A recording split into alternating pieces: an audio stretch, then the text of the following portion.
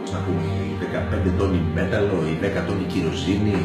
Αισθάνεσαι όταν κάθεσαι μέσα στο αεροπλάνο ότι είναι η προέκταση του εαυτού σου, ότι ανοίγοντας τα χέρια πιάνεις τα φτερά σου, ότι απογειώνεσαι να εκτελέσεις την αποστολή σου.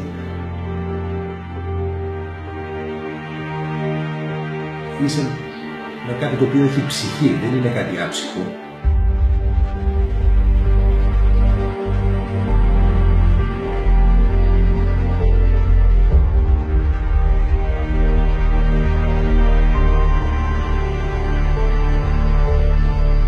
Είναι ο φίλος σου.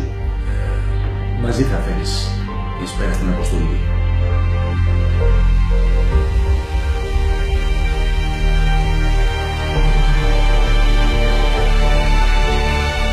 Ένας ζωντανός θρύλος.